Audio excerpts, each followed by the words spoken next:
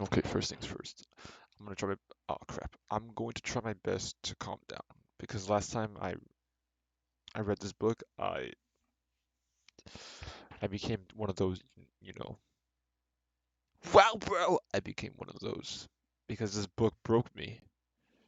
This book broke me, and not in like a good way. Not in a good way. Let's get into it. I've been reading this book called Stones to Abbigale on a PDF file, and I've been critiquing it. And I think I've been critiquing it too much. I just want to get into the reading. Naomi, I have you. Let's see how far I can go through this, because I'm probably just gonna read one chapter and just end the stream, because this is just killing me. Okay, I'm on chapter 3, which I think I deserve the Medal of Honor for going through this. Let me stop being an asshole. Okay, I'm on chapter 3. I'm gonna read this a little bit because I said that wrong. I'm going to show like some of the lines and everything a bit because I still don't know if I can get copyright. But I am like reviewing this book. I'm not just like making money off of it. I don't make money off of my streams because I have like 3 jobs. As much as I need the income, I do this for fun. Anyways, let me critique this book. So last time I read this book, chapter 1 was a very poor introduction on the setting, which is school. I think it's just only school and his home. And he introduces a girl that he likes about Abigail, and his school sucks. Chapter 2 is where he gets in a fight, becomes suspended, and then goes to talk about Abigail, and then his girlfriend. I don't know. It's stupid. Okay, let's see. Chapter 3. Briefly after I fell asleep that night, I had a dream about Abby. It was the first dream I had experienced in some time. So deep. I'm not normal. I'm sorry, I'm stuttering. I'm not normally the type of person to be deeply impacted by dreams, as more often than not I can control them. That's a stupid line. I can recognize the fact that I'm in a dream and twist things around so that whatever makes me afraid becomes afraid of me. Isn't that called lucid dreaming? Damn, man. This character is so cool, he can dream better than you. This tactic, however, could not possibly work in this soon-to-be nightmare, as there was no living monster waiting around the corner. There was no motion in this machine that was about to reveal itself to me. I could only watch without a physical form. I was just a helpless spectator in my own mind. That's a neat way to explain a dream, I guess. I mean, it's kind of stupid. The dream began without any sound, only a deep hum accompanying what appeared to be Abby laughing in a field of what looked like a gray grass from far away. Is this gonna be a dream chapter? I don't want to read a dream chapter. Can I just skip this chapter? I feel like I could just skip this chapter and it wouldn't matter. I could probably skip this book and it wouldn't matter. As my view of her revealed, as my view of her revealed more detail, I began to, as my view of her revealed more detail, okay, I began to realize that I thought was grass was actually long, slender claws. Uh-oh. Experiencing a more large spectrum of emotion, the audible hum cut out and was replaced by Abby's scream. The sound echoed bouncing off the walls of my mind, splitting me in two and engulfing the core of my inner being. Oh man, he's dreaming about Abby dying. I told you this guy was sick. Oh, it was a nightmare though. He doesn't like it. Yeah, it's making him insane. She was not forming any words in her screams, and I began to understand why the more I analyzed every detail. I shifted my perspective to a new angle. I was now above her, looking down, and could see the claws were pulling her into the ground. She showed no resistance of being dragged into the ground. She didn't even cry for help. Wasn't she just screaming? Yeah, like in her screams. Yeah, so she would only scream in pain, and she slowly sank beneath the surface. Oh, okay, okay. I began to distinctly hear blades and gears violently turning just beneath her. So she's getting grounded. It's difficult to explain, but her eyes, I could see she didn't want to be saved, and she genuinely felt she had earned the suffering she was enduring. She believed she deserved to be grounded up until there was nothing left. This does not work. This whole scene does not work because it's in the point of view. First of all, it's in a dream. Second, it's in the point of view of someone who doesn't really know this character. If this was her own dream, if she was looking at herself in her own dream, this would make sense. I feel like all of this would make more sense if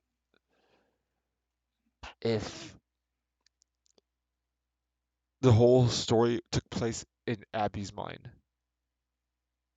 Like the whole place, like the whole, I don't know. Maybe I'm weird when it comes to books, but this does not work. This is creepy. Once she was pulled completely under, I was finally given a physical form in the dream. Wow, physical form. What were you, a rock? Were you a stone?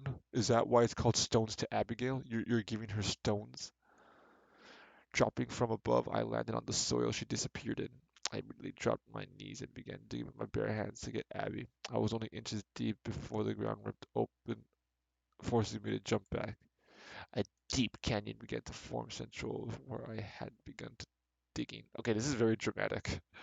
Over dramatic was serious. The splitting and groaning quickly gained momentum. Hello there, no. I hope you enjoy. I hope you're enjoying For Honor while I'm reading this terrible book. Ripping and screeching sounds erupted all around me as the earth divided before me. Huh, two me's during the same sentence, okay. And now at a crippling rate. A hellish sight consumed my eyes as I looked down on the collapsing landmass below. Powerful machines. Okay, blah blah blah blah blah. I quickly realized the voices were being ablaze.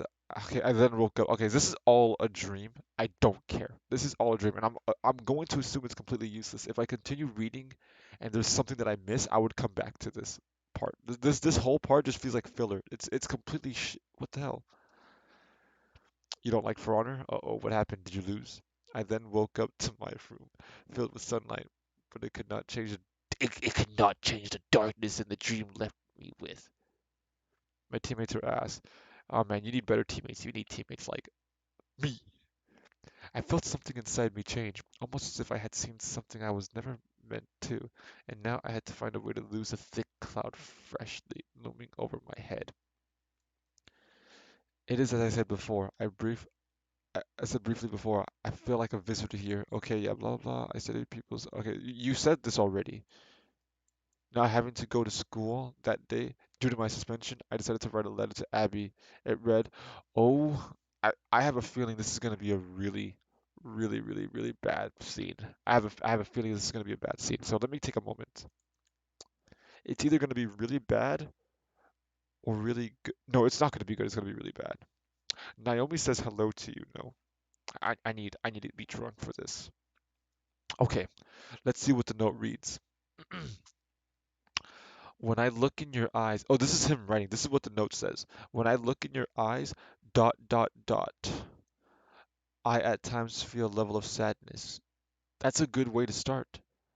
I at times feel a level of sadness I have never felt. That was a joke, by the way. This is a terrible start for a note.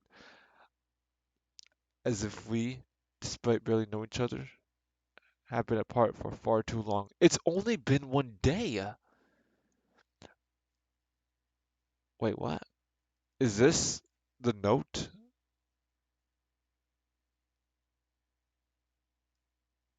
There should be quotations right here, I believe. My teammates are as. All right, let's continue this note. Let me start over. Let me try my best not to interrupt. So I'm all right. When I have to talk in James. When I look in your eyes, I at times feel a level of sadness I have never felt, as if we, despite barely knowing each other, have been apart for far too long. When I talk to you, it is like I am listening to a voice I've ached for yet haven't heard in a lifetime. Every other experience I've had with you seems familiar, but at the same time, it hurts. Like you would feel if you begged for something and only received it when you have already given up hope. These feelings are all so strange and evolving at a rate that scares me, as they are for someone I only just now truly getting to know. Even with my brief presence in your life, I've picked up on so much suffering and almost feel powerless to create any change. There are so many wounds, so many scars, so much I only know enough about fear I'm trying to understand. Abby, you have more pain in your life than I can imagine. I hear it in your voice. I see it in your eyes. And in the way you move. I just want to see you smile without there being an ocean wall of tears behind your eyes. I want to hear everything you have to say. I want to find a way to heal the damage done until you can't forget it existed. Oh my god. Never mind, we winning hopefully. That's good. This is a creepy letter. Like I wouldn't even send this to someone I know. I wouldn't send this to my wife or something. What the hell? All right. Maybe that was a stupid comparison. I'm not gonna critique this. I want to hear everything you have to say. I want to find a way to heal the damage undone. Oh, I already read this part. I don't want to read that shit again. I sent the letters to email address. Moments later, the phone rang. Answering the phone, I hear Abby's voice on the other end. Hey, can you meet me at the quick shop? Is she gonna be like, your letters healed me. I wanna fuck because you're so awesome, James. Yeah, I'm just like Davis. You're perfect. Did you see my email? She replied, no. Why didn't you just call? Yeah, yeah. You tell him, Abby. It would have been really hard for me to say over the phone. I had to find the words. I got 26 kills. That's a lot, man. Okay, I'll look and then I'll head over. No, no, that would freak me out. Your teammates are ass. You're playing against new players, man. Shortly after I got dressed, I skated over to meet her. Yeah, look at him. He skated. They got below 17. 17. Oh, how many kills did they get? So, 'cause below 17. If they got 16, that's still good. I arrived quickly, thanks to only one got 16. That's still good. However, once I arrived, I found myself waiting for someone who now and had no intention of meeting me. What? I could only assume I had just made myself look like a huge jerk to her. I attempted to call her fight. Okay, blah blah blah. Okay, so no one met her. Oh, that's okay. 10. Okay. As I skated home in my mind, I went through the letters I wrote over and over. I began to blame myself. Okay, so I felt like I was just about to finally connect with someone only to ruin everything at the last minute. That is very. What is this book? This book is called Stones to Abbigale. Oh, that was a very short chapter though. This is creepy though. So depressed ass book. It's so weird, man. It's so overdramatic. I'll tell you what's happening. This guy had a dream about a girl he has a thing for that he only knew for like 3 days. Literally like less than 3 days. Probably like only like maybe like 2 hours in his lifetime. Maybe not no like 40 minutes. I'll give him that. 40 minutes. He had a dream where she gets killed and can't save her. Then he makes her this creepy ass letter. Like he doesn't even know her, and he's all like, "Hey, you have pain in your eyes. I only knew you for so little, and yeah, you need to be healed, and you don't need no man. You need this man." It's bad. Yeah, I'm reading this. All right, that was a very short chapter. That was this is not good. I'm on chapter 4. My suspension has been lifted. Okay, so like 2 days had passed with nothing. All right, my suspension has been lifted. I had just arrived back at Lakewood High. We already know that it's called. How many chapters? I don't know. It's only 90 pages long. I'm 20 pages in, so I'm kind of like almost done. Like, not almost done, but I'll be able to finish very soon. Approaching my history class, I could hear people snickering as they watched me walk by. Someone screamed, "Wuss! Learn how to fight!" behind me, but I just kept walking. So apparently he got in a fight, but he didn't fight back. Yeah, he didn't fight back. He got his ass kicked by some jock. Alright. As I sat down in class, Mr. Hanson walked up to me. He placed his hand on my shoulder and spoke under his breath so others wouldn't hear. Don't worry about the work you missed, okay, James? Don't worry about the work. Imagine getting fucked up by a jack. Yeah, a jock, you stupid. I looked at him and he gave me a slight smile. I suppose it's because he felt bad that I was beaten up shortly after trying to get Jason to leave the classroom. You can't do that? What kind of teacher does that? Oh, wow. That's so stupid. That's just bad writing, man. What? Shoot, you know what? No, whenever you're struggling in calculus class, just, get in a fight. Have someone beat you up, and then you won't have to do any project or homework. What the fuck? What is this? This is so stupid. I bet you anything, if this happened to any other person in this book, yeah, if this happened to any other strange person in this book, they would have such a hard time. Oh my God, I missed class. I need to work on the. It's so dumb. This is so dumb. I approached the art trailer feeling Okay, that was a weird transition. They would have a hard time. Yeah, but apparently this main character is just the chosen one. This is so undeserved. All right, anyways. I approached the art trailer feeling panicked over what to expect. I hate it. I hate it. This is a word that I will critique on, by the way. You can never use that word. That's not a real word. I don't believe so.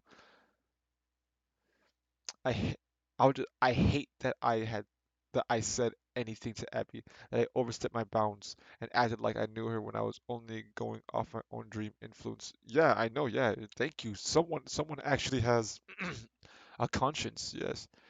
I felt, I mean, okay, now I feel like a dick because, he is an asshole. This main character is an asshole, but at least he's conscious about it and he feels regret.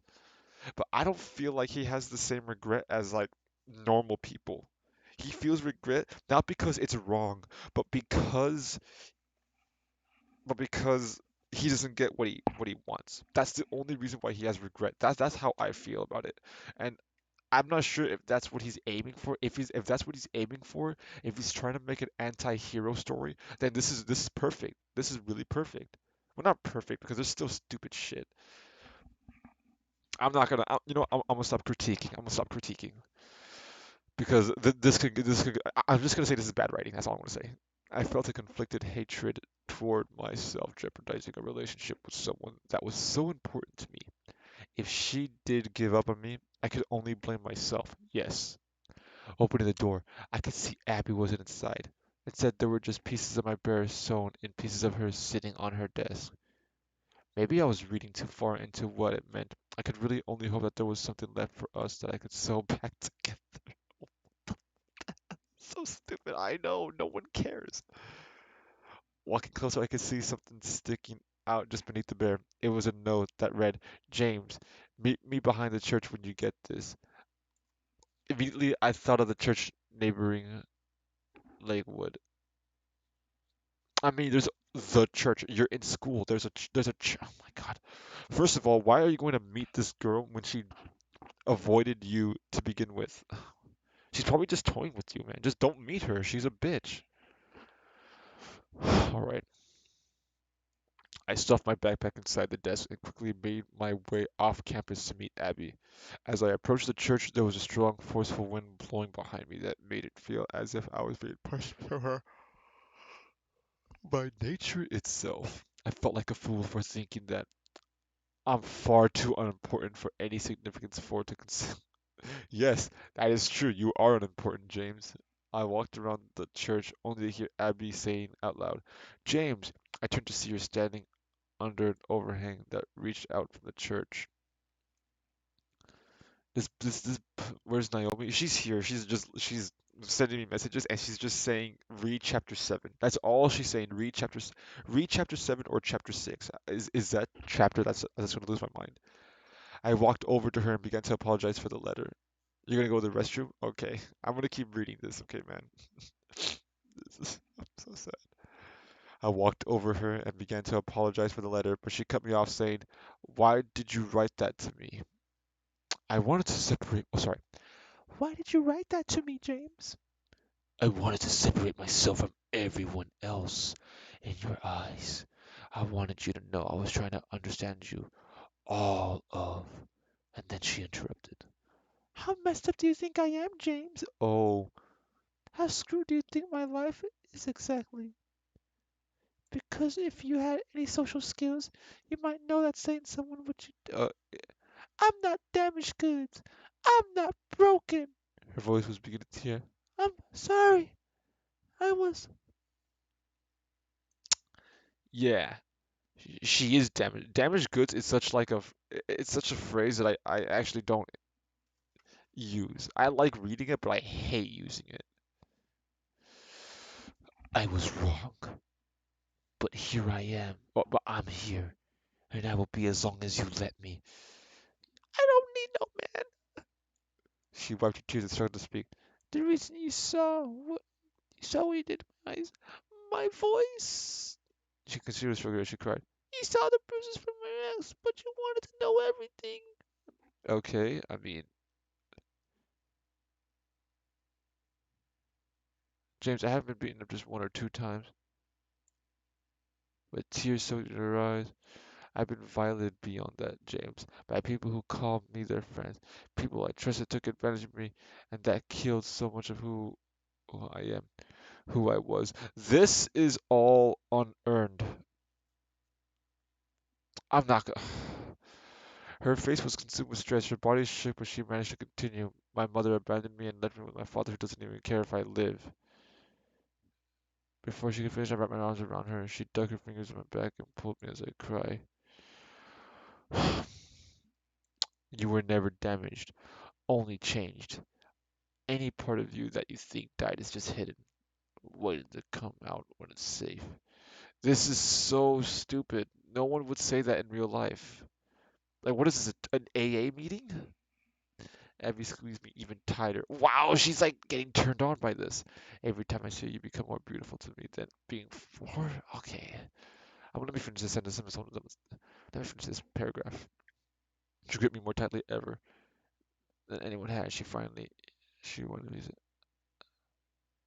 I wanted Abby to hear that is most everything. This makes me feel like being an abuse victim is sexy. Like this character is being turned on by the fact that Abby is has a really fucked up life. And the way like she is talking, like if like I don't need no man, like why does she care about James? What the hell did he ever do to her? He walked her home. That's all. So she's this the pacing is so fucking bad. Like this is not earned. This needs to be like you need to flesh this out. This is like if this was a fight and then she leaves him alone, that like why am I reading this? All right, I'm done with this chapter.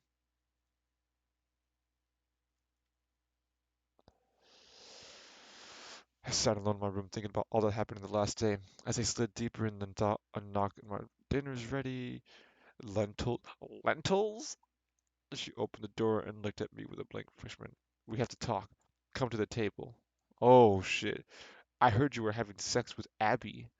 Insane. As I left my room, I saw a man sitting at the table next to my sister. Trying not to be rude, I said hello and smiled respondingly. Hello. Nice to meet you, James. Okay. I asked my mom, so who is this gentleman? Excuse, what the? That's so out of character. What the fuck?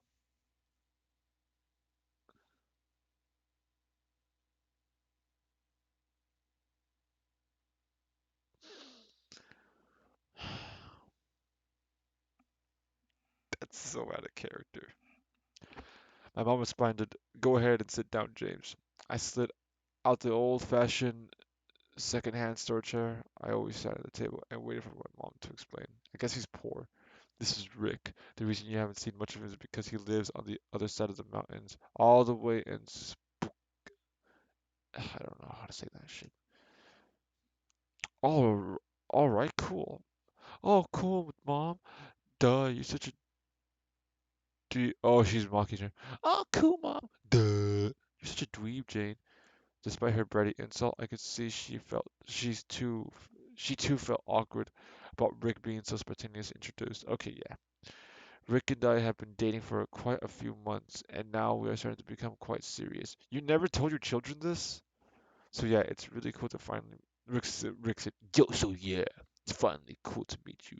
Your mom talks a lot about you." Okay, there should be a period there. I smile and nod while thinking about how odd it is. Mom never mentioned him. I know, yeah. What kind of mom is this? Rick proceeded to tell a story about hunting. All right, his upper level position and construction company based out. Okay, so he's kind of successful. Yeah, he wasn't a bad guy, but as usual, I didn't expect.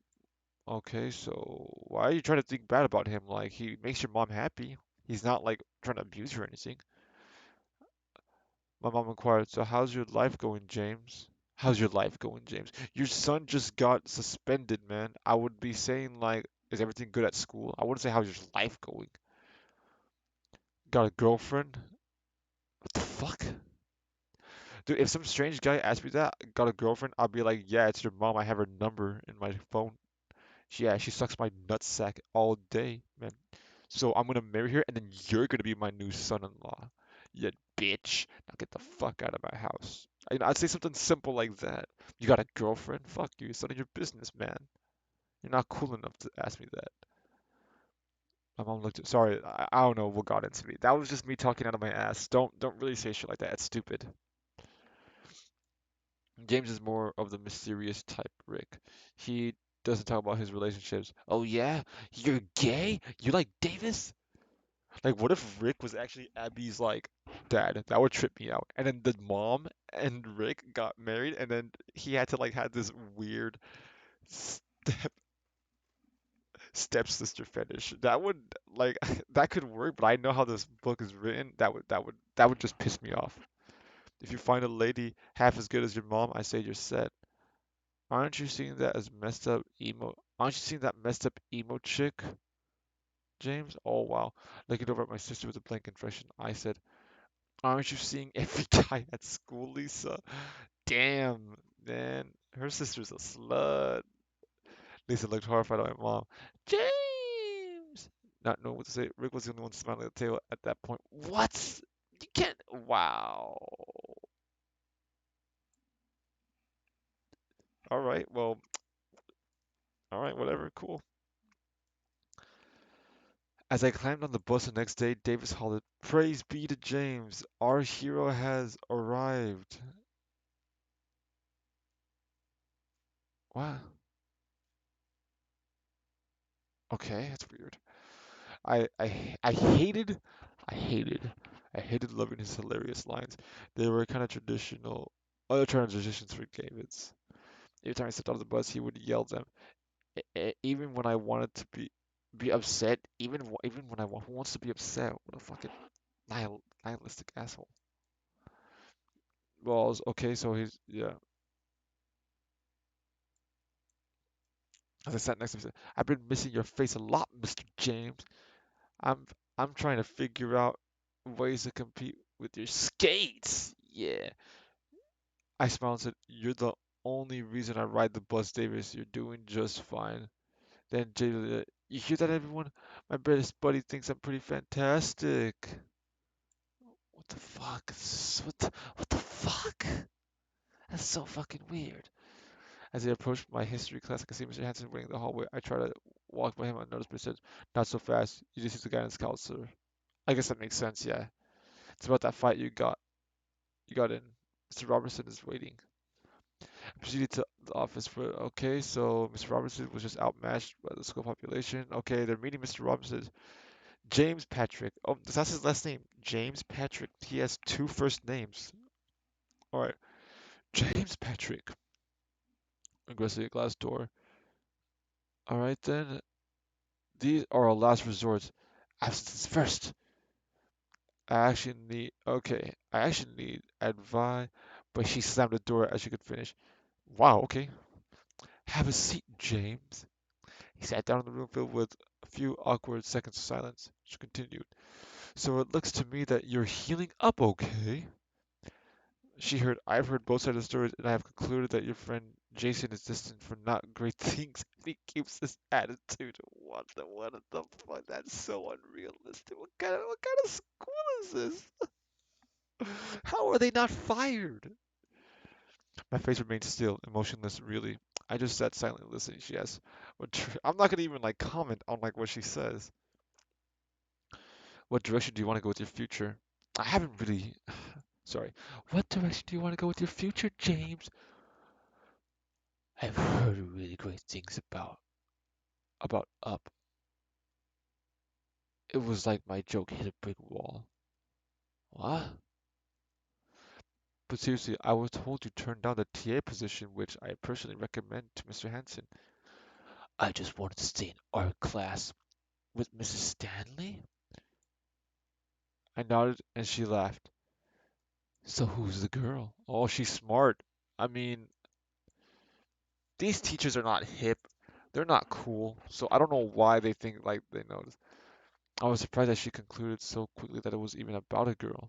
I mean, art class is just cool. I was just one of thousand students for like, all right, yeah, okay. Mrs. Roberts said, all right, blah blah blah blah blah. Who cares? Let's get into like the shit. What is this? This introduction of a character sucks. For a brief moment, Miss Robertson nearly spoke my mind. She said with a smirk, "Oh, come on, a lot of us like to think we're special, but it just shows how you really aren't." Okay, what a bitch. Especially the brats walking these halls.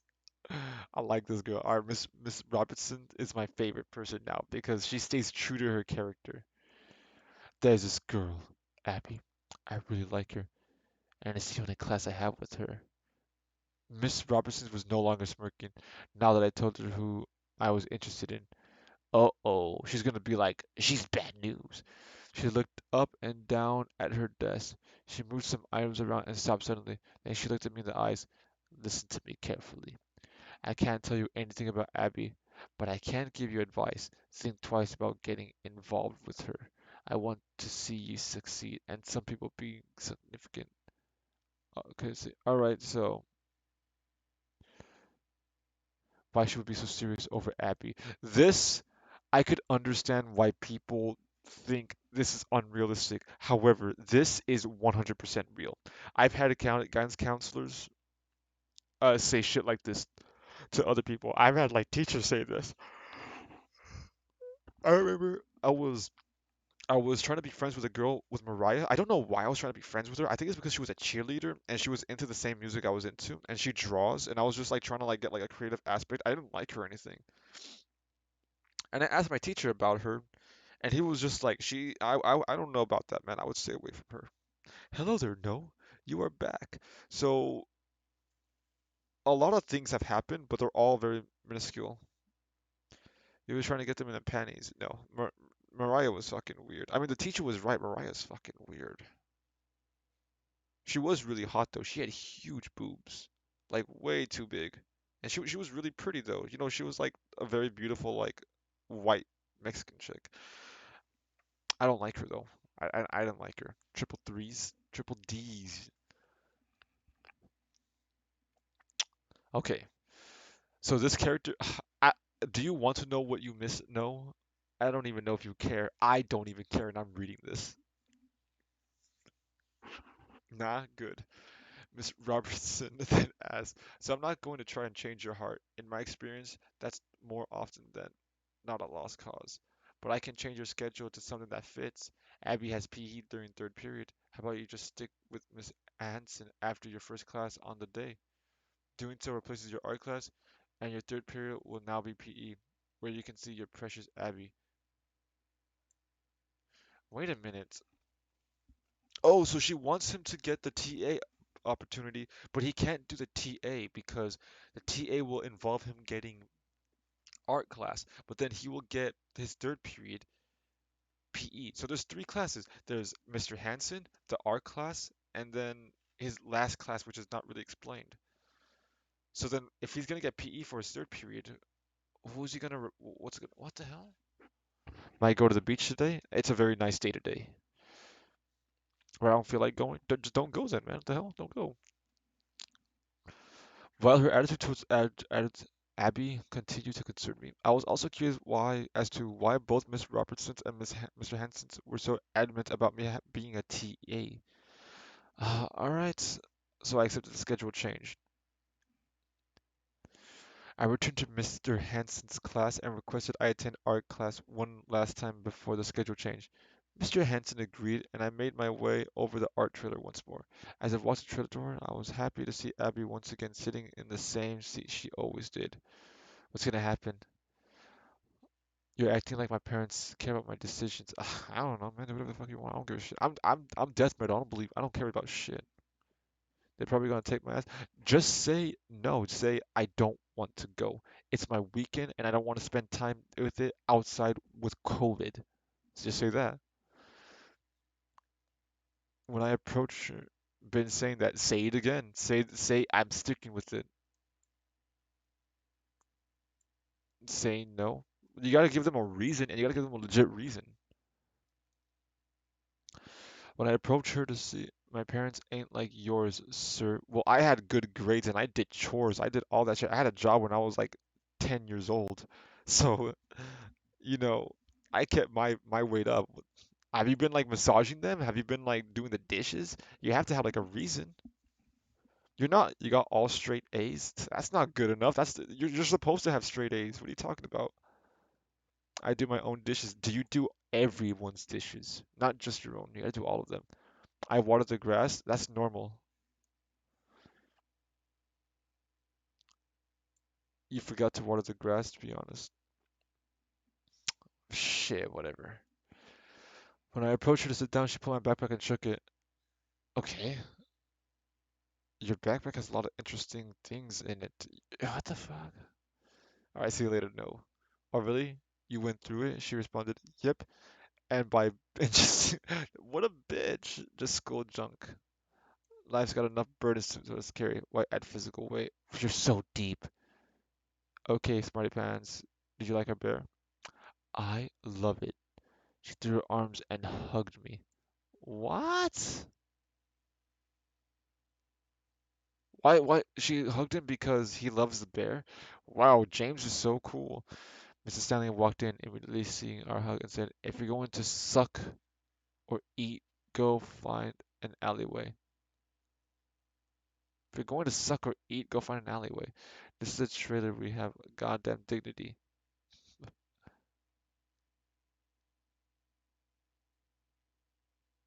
So stupid. Alex walked in the room and gave me a glare, probably because his partner was still suspended for the fight we did, which meant he had to do it alone. Oh man. All right. Blah blah blah blah blah. No one cares. As my art class came to a close, we gathered our things and began to walk out. Bye, Mrs. Stanley. I'll miss you. Stanley responded by calling me the F word. She called you a. Did you call? Did she say fuck? Did she say faggot? That's messed up. You can't just say that. Oh my god. She called you the F word. I mean, whatever, whatever. Why do you think Mrs. Stanley still has a job? I can't believe that shit just happened. I can't believe that just happened. Pretty sure everyone feels they'll get her fired. Oh my god, she calls.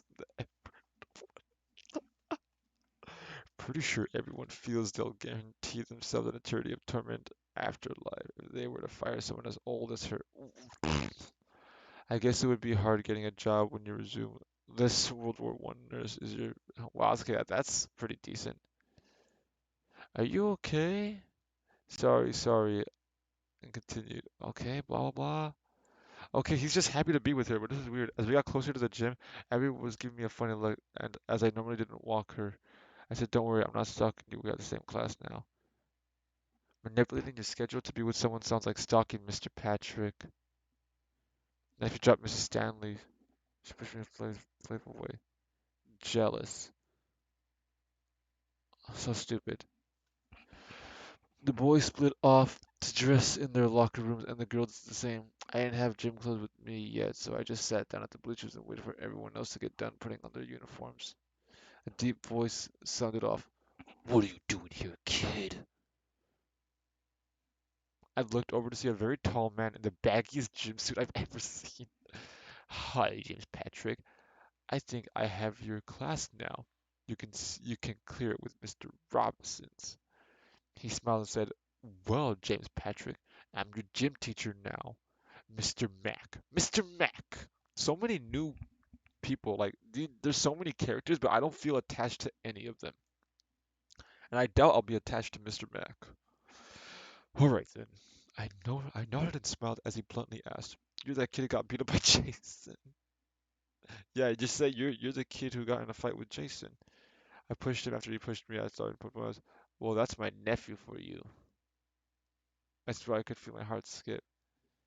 Okay, don't worry. Between you and me, he's a kid's a prick, just like his dad.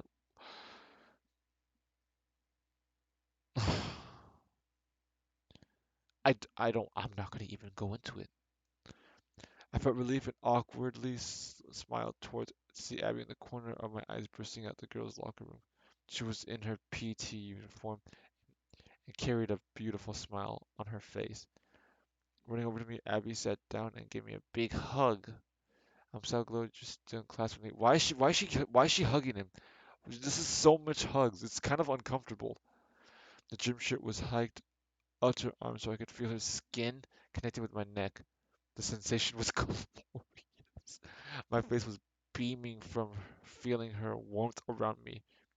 You'll be the one reason I look forward to gym.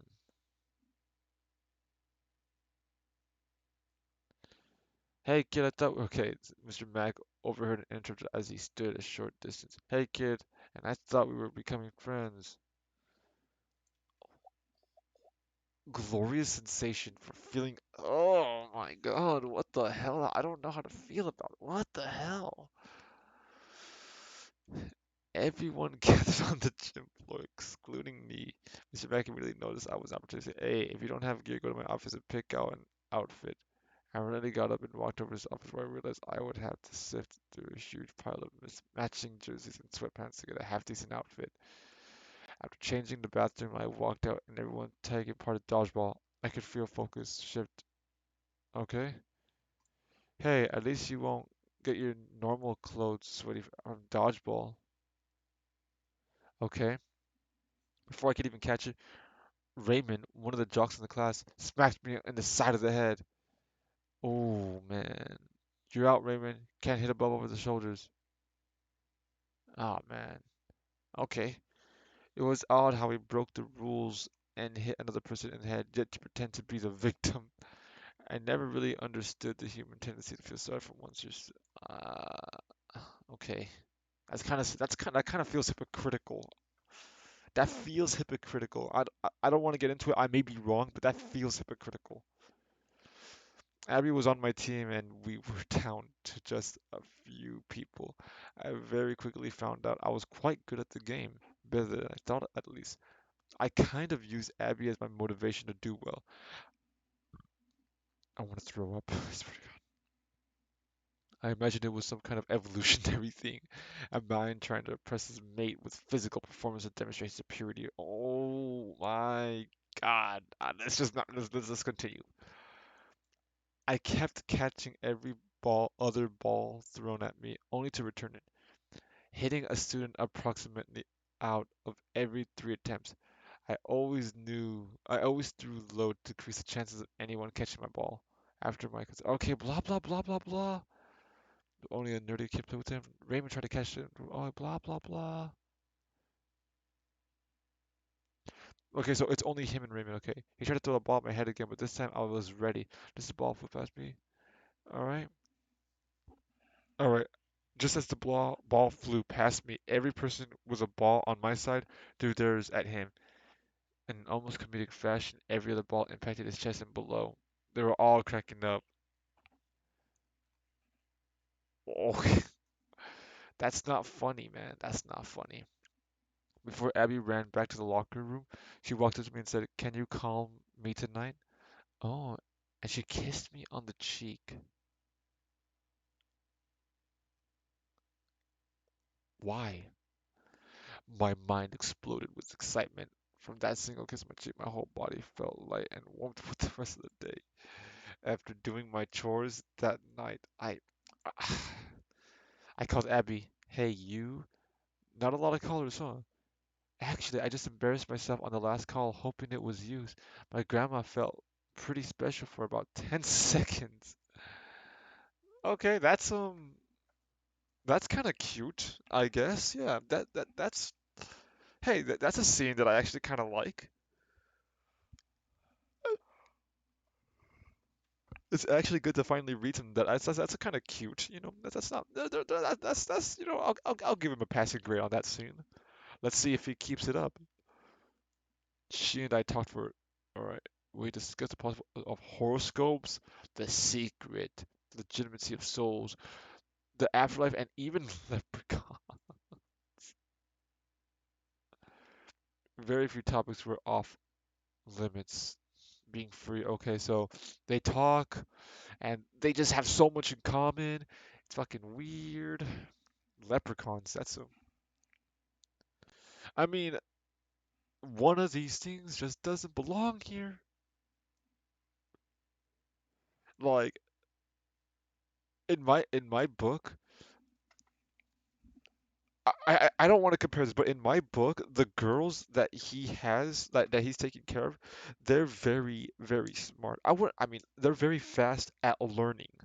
Like he teaches them something and they learn it immediately. It's a gift they have. He acknowledges it as a gift and he says that they should capitalize on it as much as they can because you never know if it's going to be gone and they're blessed with it and they don't really understand like what he means, but he's just like, yeah, you're really smart. And later on in the book, they end up becoming smarter than him, and he doesn't feel bad. He's just like, this is perfect. This is exactly what I want. Like you're my daughters. I love you. I want you to have a good life. But because you're in this facility, like because like you're sick, you're not going to experience life. I want you to experience it. So what he does is he brings them dirt and grass like in his pocket. He couldn't really sneak it in like a bag. He had to bring it in his pocket. Now he thought it was a good gift because they'd never seen the outside. And when he gives it to them, he realizes this is fucking stupid. Why did I do this? Like, what was I thinking? These girls are super smart. They're smarter than me. They just know more than me. Why would I think this would impress them? You see, one of these things that doesn't belong here, so you have to like acknowledge it. In my book, I think I did. Whether I succeeded or not to make it interesting is up to the reader. In this book, he doesn't even acknowledge it that much. He just says like, I don't know. I don't know. I hate comparing myself, but I think this is a very, very poorly written part. Before I hung up, I said, Abby, thank you. I don't know if I'm making any sense. I really hope I am making sense. I don't know. Let me continue reading. Abby, thank you for making my imperfect life, feel perfect. She laughed at how cheesy the line was. Well, thank you for being so perfectly imperfect, and said goodnight. All right. Um, I'm at chapter 6, and now I'm at chapter 7. Naomi, you told me to be in this chapter for a long time. Let's do this. Quite a few days passed. How many okay. I'm like 30% done with this book. One morning my nose woke wait, oh, sorry. My nose. Excuse me. I'm very sorry for doing that. I'm very sorry. Quite a few days passed. Everything felt like it was falling into place with Abby. She had become the center of my world and I felt like I was ready, finally enjoying life. One morning, my nose woke me up. There was an unfamiliar but pleasant smell filling my bedroom. For the first long time, it was breakfast. Oh, no lentils? Egg and waffle? Rick was there. Oh, why was making breakfast? Oh, she was making breakfast because of her man. She doesn't care about her kids. I approached everyone already sitting and said good morning. Rick seemed very nervous. Again, my mom, okay, blah, blah, blah. Rick spoke, listen, I don't want to tiptoe around this topic. Your mother and I want to move in together. My sister's arm went limp as she was attempting to eat her for, okay. So she's just like, oh, no way. While she was normally overdramatic about most everything, her reaction pretty much summed up how I too felt. Yes, this is going to be a very big transition for us, but we'll make it through.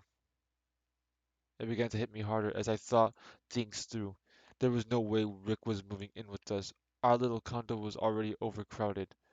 Rick was the one with the higher paying job, which meant most everything I knew was a risk to change. Oh, he doesn't want to move because he loved Abby so much. I began to feel panicked. Mom, you, Mom, I have Abby.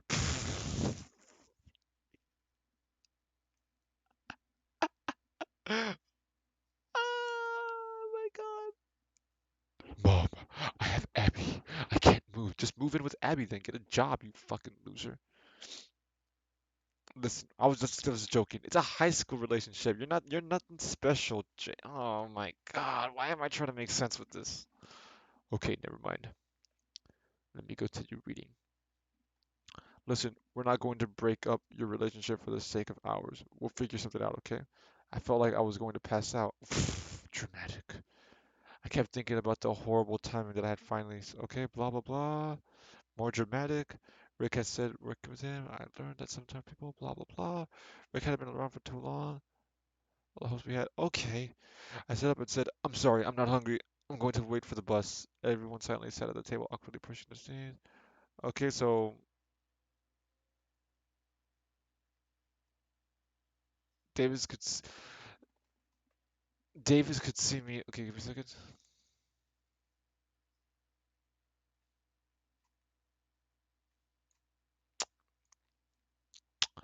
As I was brushing my teeth. Okay, so she. Okay. Davis could see my upset posture out his window as the bus pulled up, and so I walked up Okay. I got your message, Naomi. I got it. Okay, okay, okay. I love you so much. I wish you were my boyfriend. He is gay. Davis is gay. He's a gay. I knew it. Thank you. Thank you, man. Thank you. I hated myself for giving in yet again, but laughter escaped me. My life was turning completely upside down. Oh, what the hell? It's not completely turning upside down. You're moving away from a girl. What the hell? To a better place. That doesn't sound like it's upside down. It's just bittersweet. At at at least, at most, it's bittersweet. As I sat down, Davis grabbed me and hugged me. Someone sitting a few seats ahead of me said, "Ew, homos," which made Davis yell, "I love him. This is love." He jumped onto the seat with his little body and pressed our faces together. "Look at our love." I patted his arm that I had been wrapped around me sarcastically and then released me to sit down. Immediately he asked, "So what's up, buddy? How can I turn that frown upside poopy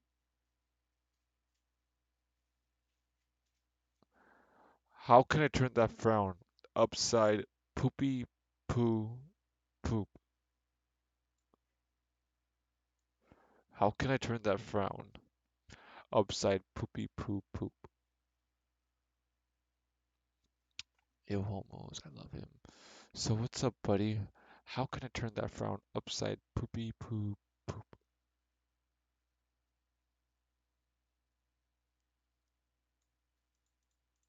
Give me a second.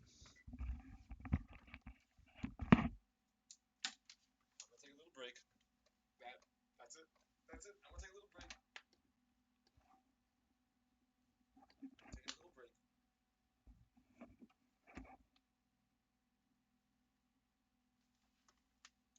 I'm gonna get myself like a hot pocket or something. This is ridiculous.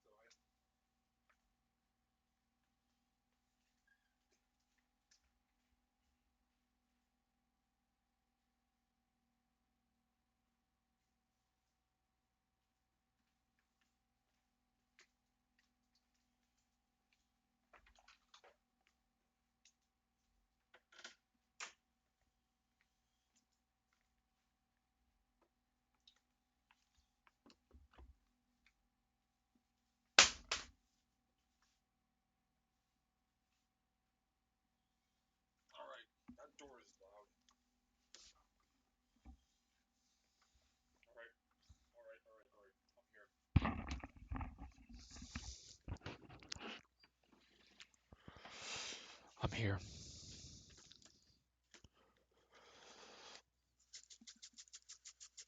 I have pizza for breakfast. I didn't make a hot pocket.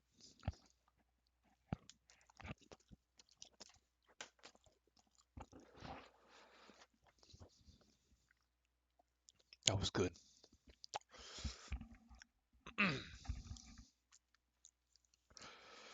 How can I turn that frown upside poopy poop poop? You can see I was still a bit upset and didn't really want to talk. So we did the classic, well, I'm always here. It was nice to hear Davis keeping me afloat, to keep me afloat. Whatever, I don't know if I said that correctly. Give me 1 second. Since I began my teacher assistant work with Mr. Hansen, I felt buried in needless information about this job. He was ranting about low pay, working conditions, and hours. Despite all, he would seem to remind me about blah blah blah. Okay. Mr. Robertson would have stopped in front time to time while I graded papers. Whenever she's visited, she Mr. blah blah question. Alright, blah blah blah. They're having a conversation. It's always about her job. Okay. Okay, and I wasn't sleeping enough because I wanted Abby to be the first person to know what was going on between Mom and Rick. Miss Robinson replied, well, this is better, you have nothing to do with you know who. From the fact that she was still budding, budding into my relationship with Abby. Okay. Alright, so Miss Robertson's just being a bitch, and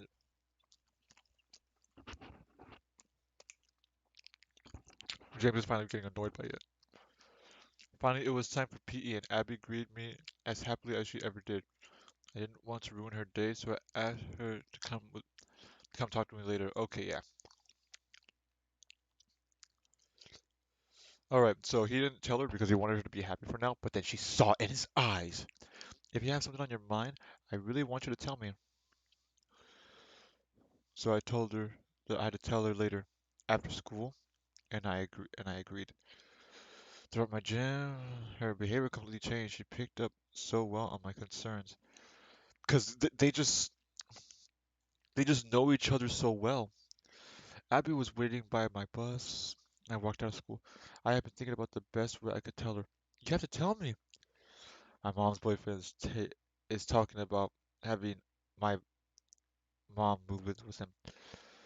She said if he made things work, okay.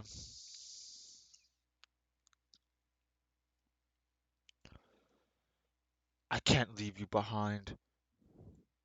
She interpreted it as tear already. I can go with you. She's crying already? Over dramatic. I mean, she should be happy. Why why is she not happy? I would ask, is the guy cool?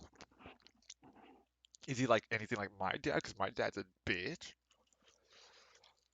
I can go with the oh shit. Sorry. Alright, so was if every action she took repeatedly proved her in line with my intention. Yes! Excuse me. Excuse me. Did I not close it? Did I not close it?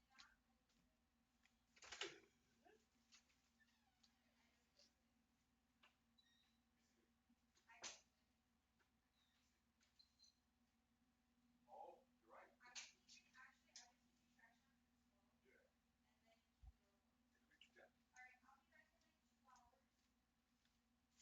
Back in like 2 hours, we do that.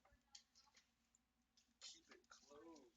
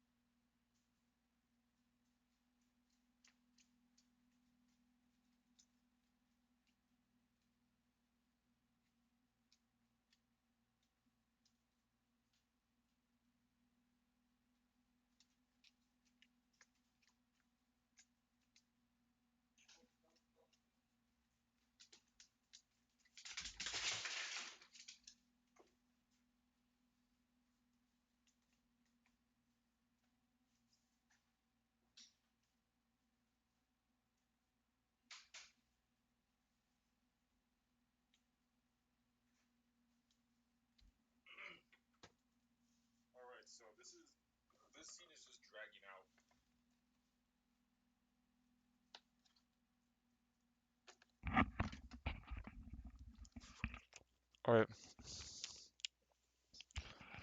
Actually, I was thinking I might be able to stay here alone. My mom owns the condo and I'm 17.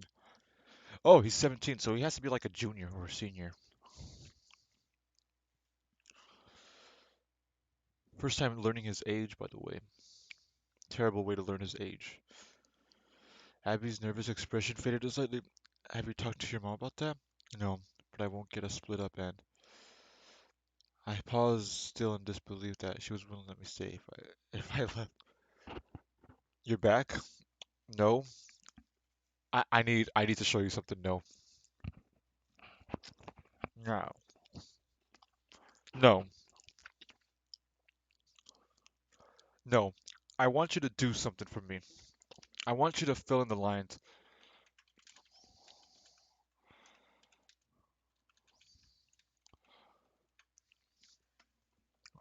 What do you need? I need you to complete that sentence.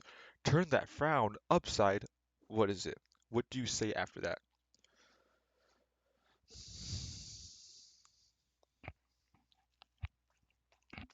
Turn that frown upside down. Yes, that's the normal way of saying it. Yes?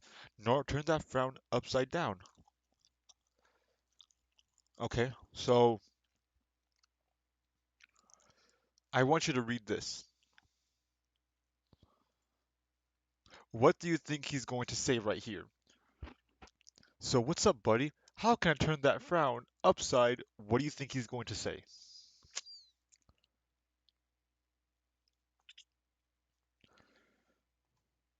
Turn that frown upside poopy poo poop.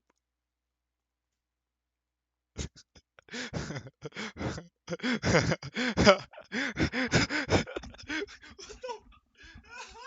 the fuck is this book? It's so fucking dumb.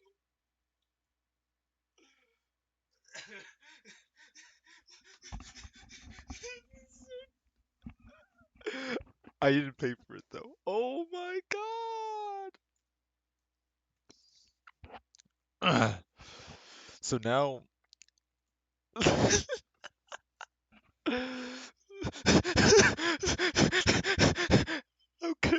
that needs to be a command. That needs to be a command. How do I add command?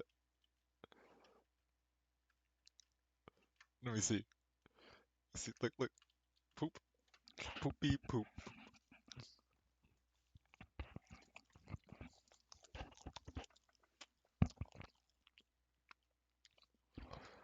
Let me continue reading. Alright.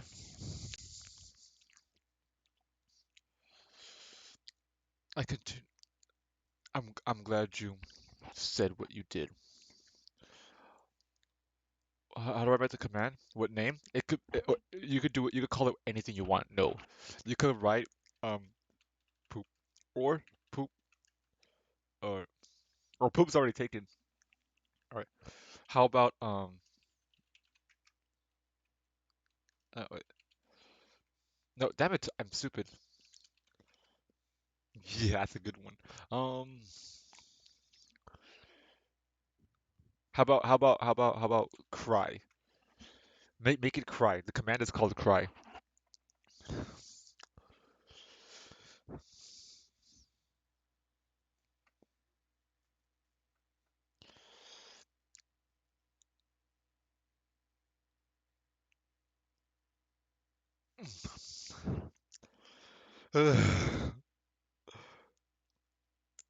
She giggled excitedly and immediately jumped on me.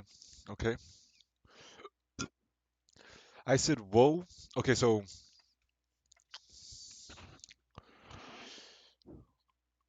she giggled excitedly and immediately jumped on me, simultaneously wrapping her legs. Am I happily kissing every part of my face but my lips? Are they boyfriend or girlfriend? It's not really explained if they're boyfriend or girlfriend. They're not. They can't be. Whoa. I won't get us split up. He's talking like if they're boyfriend or girlfriend. They're not boyfriend or girlfriend. They haven't even kissed yet. They're friends with benefits. I don't think so. I laughed thinking in the back of my mind how surprisingly easy she was to carry. That's stupid. Later that night, I spoke to my mom about potentially staying here and continuing with school. Considering I was graduating the next year, she seemed hopeful, but alright. When we spoke on the phone, yeah, so right now a real plot is happening. Like right now, this is a real plot that is happening right now. So what's happening is he likes a girl and now they're moving. So he has to convince his parents on him to stay at the house. Oh, wow, I'm lagging a lot. This is not an interesting side plot, not an interesting plot, but it's still a plot in general. And I'm not really invested in it because the story is just written so poorly. And the characters, I just don't feel sympathy with them. I just don't feel connected to them.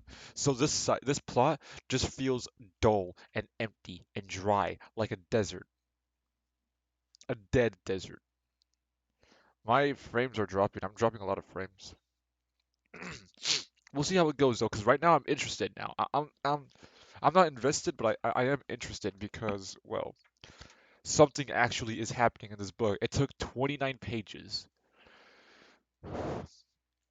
When we, wait, last night I spoke to my mom, potentially having to stay home, and she seemed hopeful, but she said she had to talk to Rick, who would return to his home past months for work.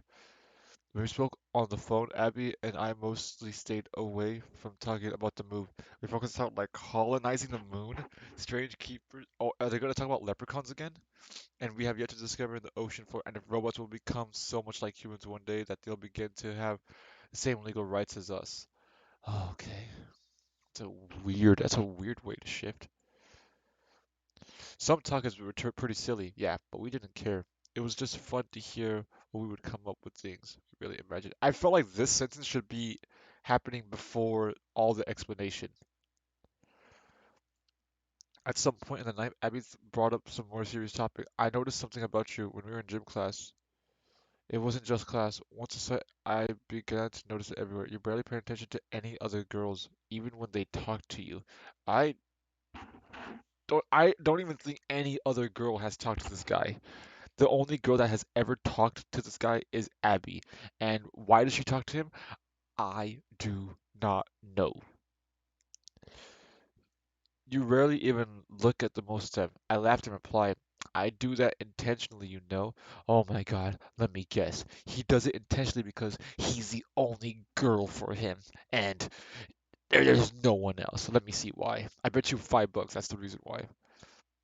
When she asked why, I continued, because I don't want to risk you thinking for a second you're not. Oh, of course, of course. Even when I'm not around, I added, when you're not around, I like to pretend you are still here. You still are. Okay. So in a way, there's no such thing as being without you. You, you gotta water the front only? Okay. Abby wound up falling asleep on the phone with me. Listening to her rest, how peaceful she sounded, despite knowing it wasn't true, I couldn't help but feel like everything was still perfect.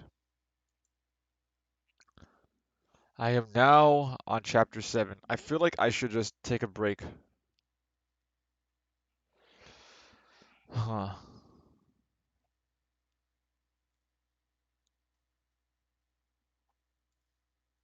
I feel like I should take a break. I've been reading this book for for like an hour and 17 minutes. I'm going to take a break. I'm done. I'm done streaming this. I am on chapter 7. I'm on page 30. I'm on page 31 out of 90. I am a third done with this book. So it may take like 5 streams to finish this book if they're around this length. I am going to take a break. This book is killing me. Okay, so first of all, let's review this. Let us review this book. So far, I may not end the stream right now. It depends if No comes back. Okay, and it depends if Naomi says, "Oh, Naomi, I haven't been reading your messages because I've just been so invested in this book." Okay, so the plot of this book is just about him liking this girl and they are struggling on keeping a relationship. First, there was a bit of drama, but then that just gets watered down. That just gets like easily solved because James is just a smooth criminal. He's just a good talker.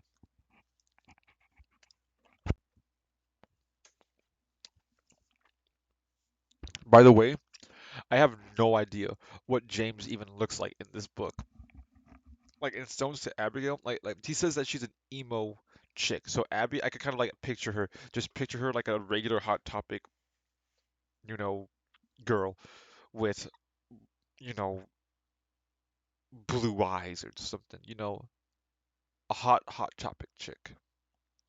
Davis, I don't know. All I know is that he is younger, and that's about it. So let's talk about some good things about this book. Some good things about this book. Um, some good things about this book.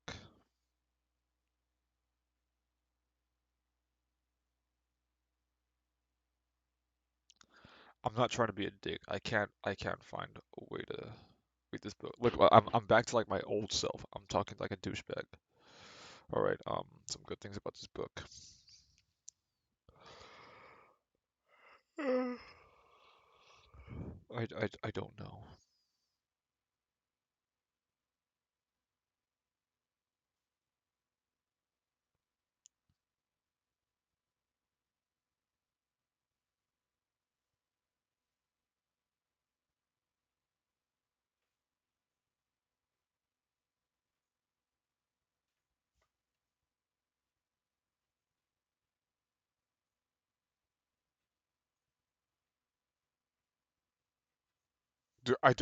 I don't know.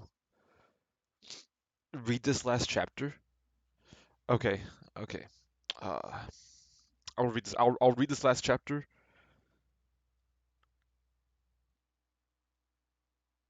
and then I want to end the stream. Okay. It's the best chapter.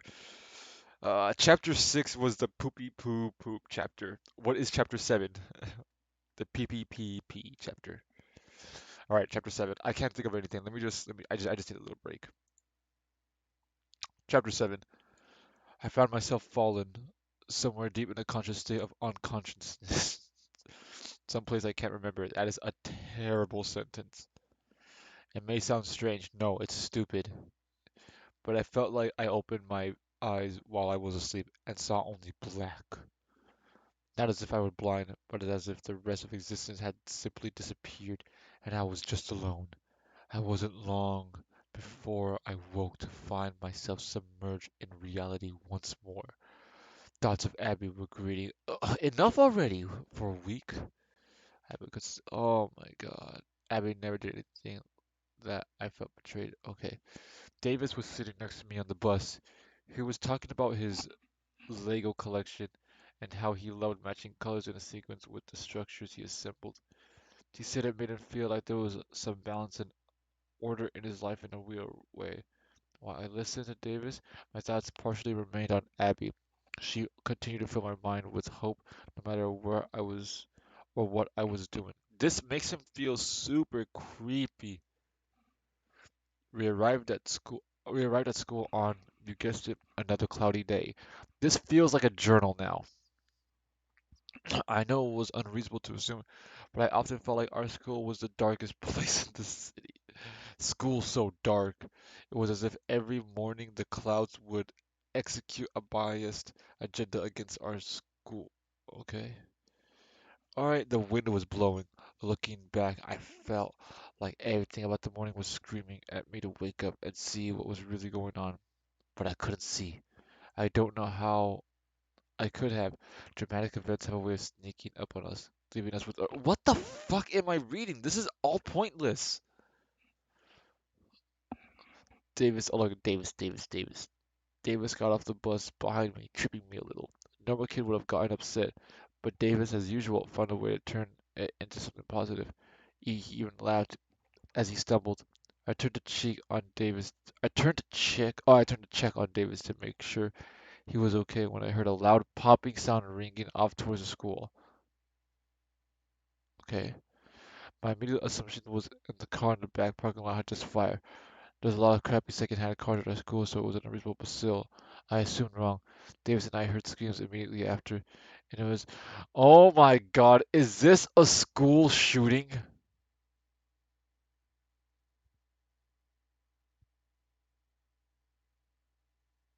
There's a school shooting in this book? Maybe I'm wrong, let me read it.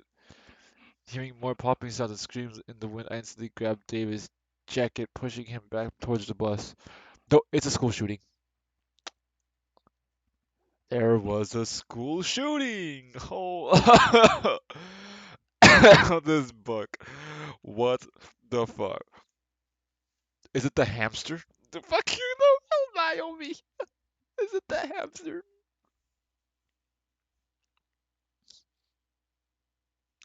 Students who weren't aware of what was going on due to the heavy wind and competing noise. What? There's to shake everyone into reality. I screamed. There's a shooting. Get back on the bus. Holy fuck, that would scare the shit out of me. Yeah, sudden panic. Yeah, no shit. Suspicious. Are the faint heard here? Get on the goddamn bus. I could hear some students begin to cry out of panic as we all rushed to duck down behind the bus seats. No! This, bus driver slammed the door shut, leaving a few students behind who had already walked too far away from the bus. The driver, despite being a grown man, was freaking out like everyone else. Well, no shit, it's a school shooting. All right, and as a result, found himself crashing our bus into the one parked immediately ahead of him. As the bus cleared, our bodies behind the seats ahead of us. One student wasn't even behind the seat, yet they flew land faces on the aisle. Okay. The bus driver quickly recovering from his back to maneuver bus, the window for the sea. Okay, blah blah blah. Why is there a school shooting? Is this just like what? This feels so cheap. Alright, with the wind standing so loud, I screamed to Sugar, I was too scared to look, but someone else had locked their eyes in front of the door and screamed, Seth. Oh, is Seth the shooter? My girlfriend broke up with me, so let me shoot the school. If Seth was really shooting up the school, I knew that he would be looking for Abby. Are you kidding me? He doesn't give a shit about anyone else? Is he gonna go and save her? He's gonna use this school shooting to act like a hero? There's no way like this writer would stoop that low. All my fear left from my body. Nope, he's going to do it. Yeah, Abby is his inspiration. He feels no fear while thinking about Abby. Thinking only of thinking only of only her. Thinking only of only her. You think only and only her. I leapt out and screamed, "You have to let me off right now!" No, ignore me intentionally. Yeah, yeah, get the hell out of here. What's going on? I can just feel. Okay, he's gonna let him out. He, James is going to break through the window and escape. My mind was numb. The wind surged through my hair. Everyone around acted like magnets, helping nail to the dirty floor. I was the only one sitting in the seat, completely lost in thought. My eyes staring off 1,000 yards, my skin pulsing with heat. I felt like I was a bomb only when it's detonated. I remained silent, still waiting for my numbers to fall and sink, waiting for mine to be green light and act like it would change my life forever.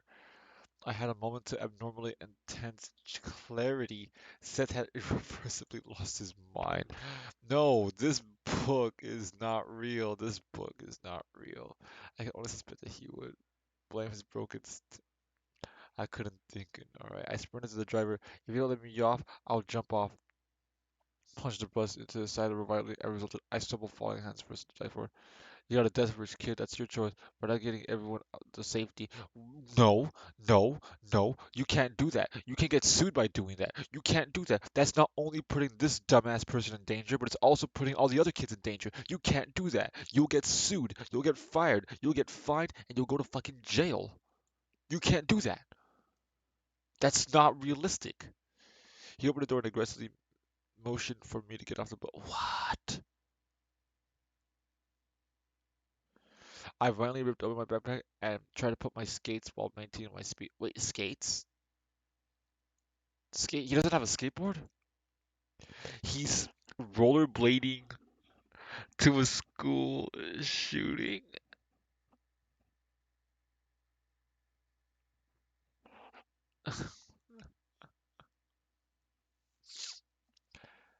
After only seconds, I was skating at full speed. I could hear the first signs of sirens. Okay, gunshot. My whole body felt like it was jumping out of my skin. Tears continued to pour from my face, from both the wind hitting my eyes and the raging in my mind. Yeah, as I approached the school, I could see freshly fallen bodies by the door exactly where Seth had walked in. Okay. I could have sworn they were also moving, but my eyes were blurred from tears and I knew many, if not all, of the shots were fatal. Well, they're dead. I don't know much about human anatomy, but from the blood I could tell Seth was shooting mostly people from the neck and head, leaving little for the medics to work with. That's kind of, that's just bad writing. That's just stupid. That's a stupid scenario. I fell to my knees at the entrance, whipping my legs around simultaneously, straining to take off my skates. The floor was too slippery with blood to move anywhere with those tiny. How many people does this guy kill? Did he kill like 100,000? My pants had already had blood stains from the body's shirt. I had no time to focus on what was happening. I don't get this.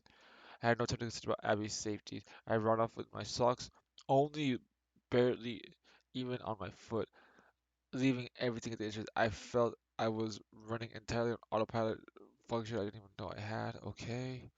He's just so focused with Abby. In only seconds I saw, let alone murder. The inside of the school was soaked with the sounds of sobbing students who were just oh whoops, who were just shot, but too scared to move or even function. One student clearly in shock just crawling down the hallway, wailing and shaking. No, no, you're not gonna believe this book, man. You are not going to believe it. I am now not having fun reading this book. This is this is probably the worst book right now. With Sneaky, let's go. The book is bad. I believe this is the worst book ever made now. Before it was just really, really bad, but after reading this chapter, it is the worst book I have ever read. This chapter just completely drops it. You're not going to believe this chapter. Okay, so think about this. No, what do you think should happen after this scene? So this guy likes this girl, but then he's moving away. So then he tries to convince his parents, and the mom says, "Let me talk to the man to see if you can stay here." And then he spends all night talking to the girl that he loves. What do you think the next scene should happen? Like you would think maybe they go to school one last time, or she talks to the dad, but he says no, or he talks to the dad and says yes, but then you know James has to get a job to keep money. That makes sense, right? Like all my scenarios make sense, right? Like, am I wrong? Like, am I not trying to make sense? Like, my scenarios make sense. You're gonna play For Honor with Sneaky? I'll play For Honor with you in a bit, man, but this is just stupid. You wanna know what chapter I'm on? There is a school shooting.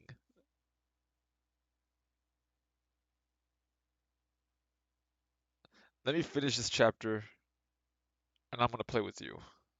Oh my God, a school shooting? That's just low. Okay, I'm losing frames. I'm probably not gonna stream For Honor. Okay. The first place I could think was Abby was her locker. Okay. In only seconds I saw blood, let alone my next knife, blah blah blah blah. One of the clear shot. Okay. The first place I could think to look for Abby was her locker, and I was already halfway there. I approached and found nothing. No one even, no one was even shot in the area of her locker, and I had looked elsewhere. You don't have to stream For Honor. I know. I already streamed this one. I'll stream something else. As I return to the entrance area, I'll record it though, so Frankie doesn't lose it. Okay.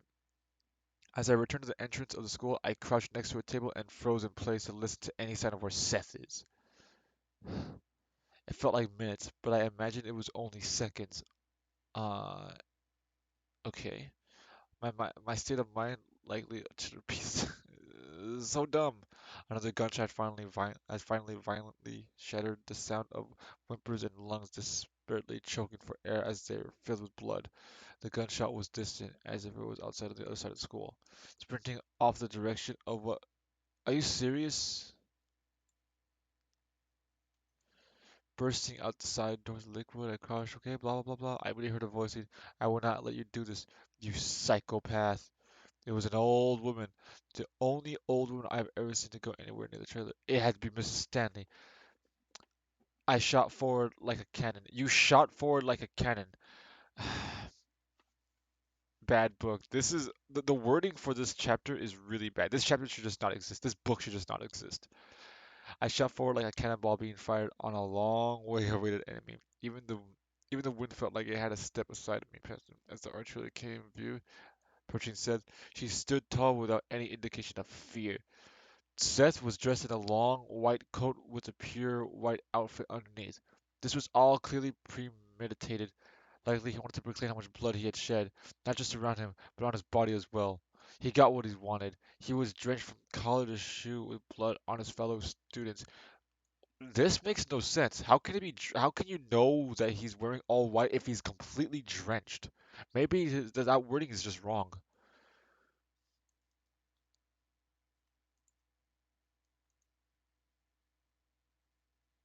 My stream is lagging. I might crash.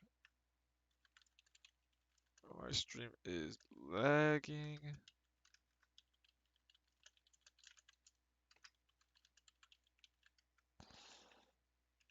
Good.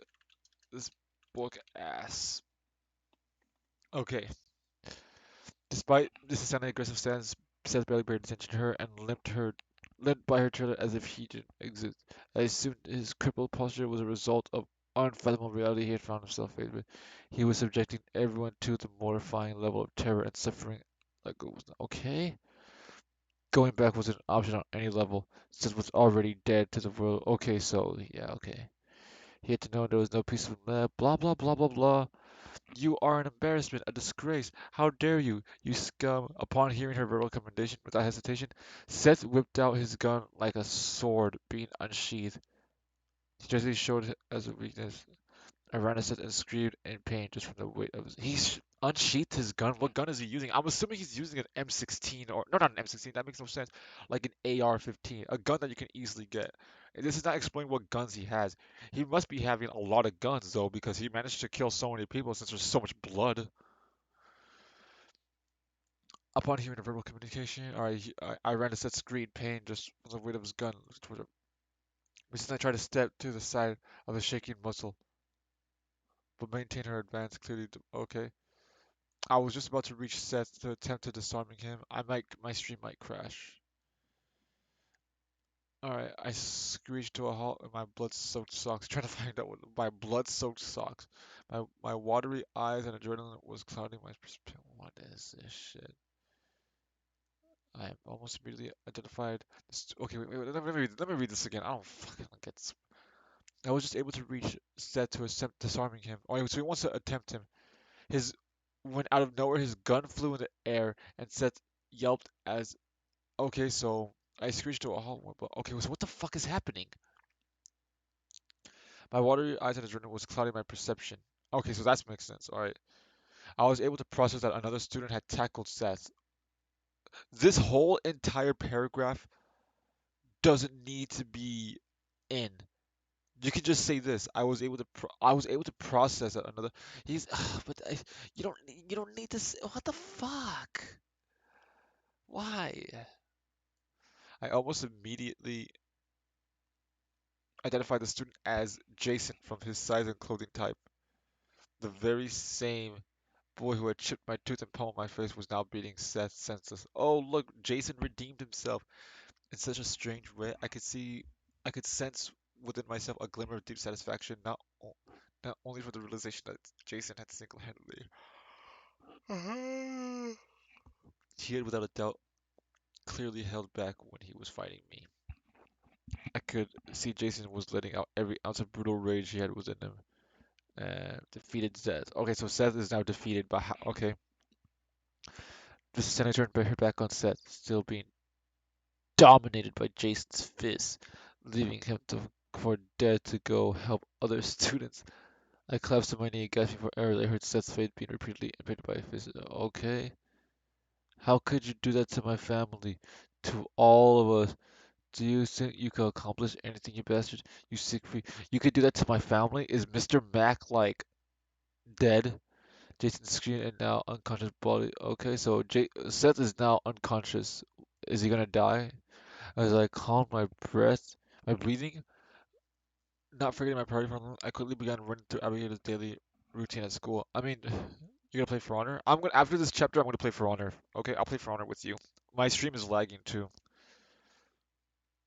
Her class was just before Orange Man. It was not. I ran back at school. I leaned over, completely empty.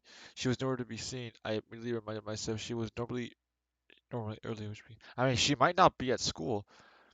I ran taking the least. Okay, there were a bundle like despite my aching feet. Okay, blah blah blah. We're gonna do brawls. Aw man. Okay, fine. Most all the girls were crying while the boys were thousands of yard stairs. Okay, pushing myself together.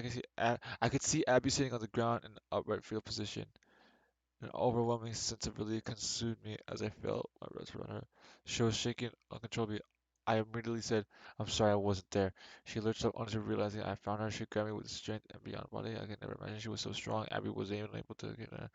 She's just crying, boo boo hoo hoo. She's so sad, whatever. I mean, yeah, it's a school shooting, but fuck, this chapter's so long. I'm gonna speed through this chapter. Through the groups of students' legs, I could really see the cars from that. Everything seemed like it happened under a period of 40 minutes, but it was a small fraction of that time. 40 minutes, that's oddly specific. Soon after, I witnessed unmarked cars, ambulances, and SWAT.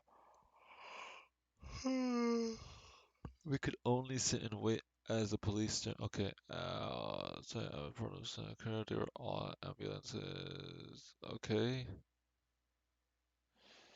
so was waiting for to have someone help me patched up and adrenaline. Okay, there were blankets outside. Abby refused to be more than a foot away from me for a single moment. We were both so incredibly relieved that we still had each other. Oh my god, of the distance, I could see a large amount of empty body bags. Oh man, they're all dead.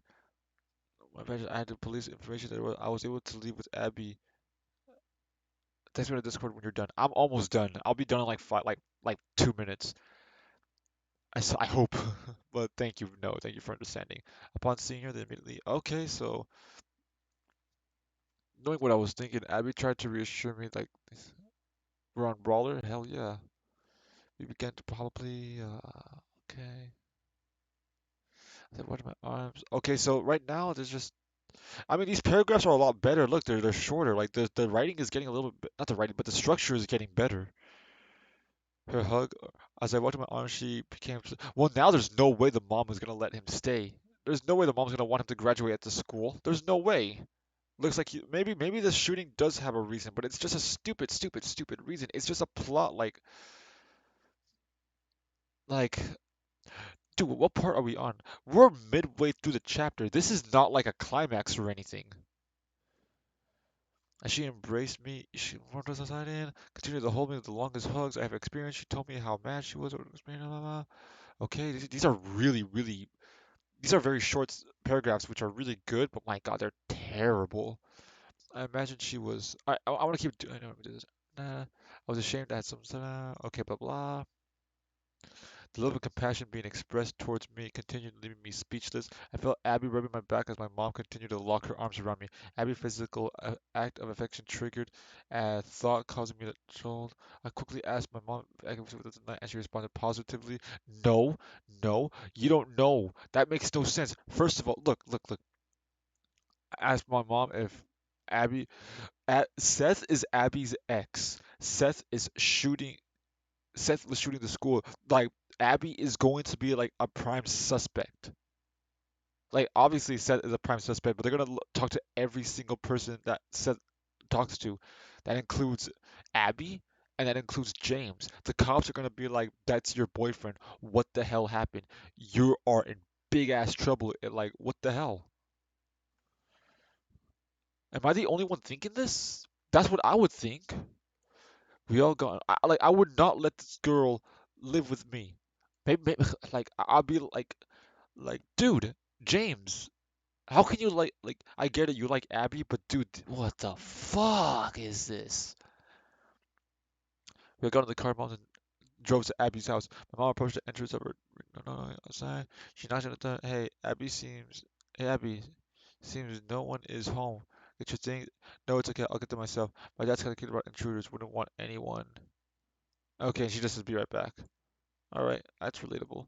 My mom just for Abby. This is a fucking long ass chapter.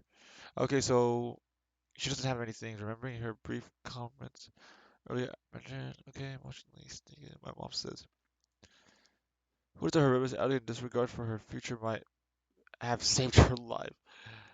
Okay, that's yeah. His sister skipped school. My God.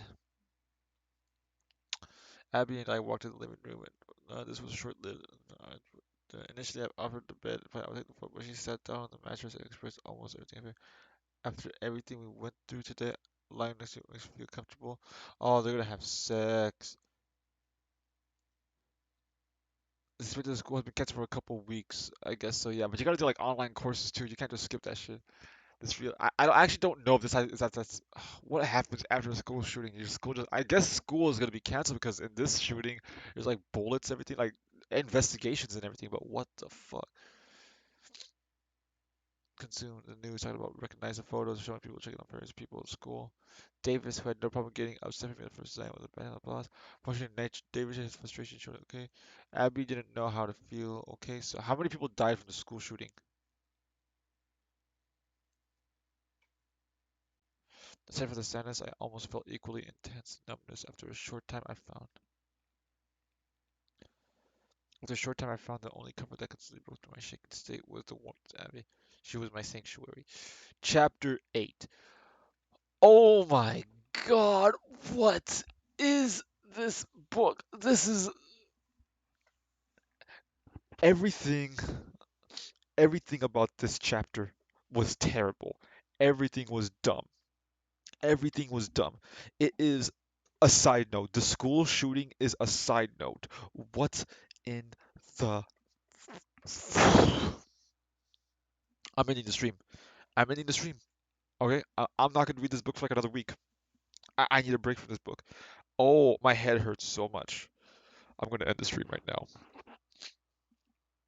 I'm gonna call your thing, all right? No, don't call me. Don't call me. I'll be on Discord, all right? Don't call me. Call me is gay. Let me just end the stream. Let me get a drink of water, and I'll be on For Honor. Okay? I'll be on For Honor. I'll be with you on Discord. This book is. You know how I feel about this book. Let me just stop complaining. Let me end the stream right now. And you guys, I hope you both enjoyed this stream. I did not.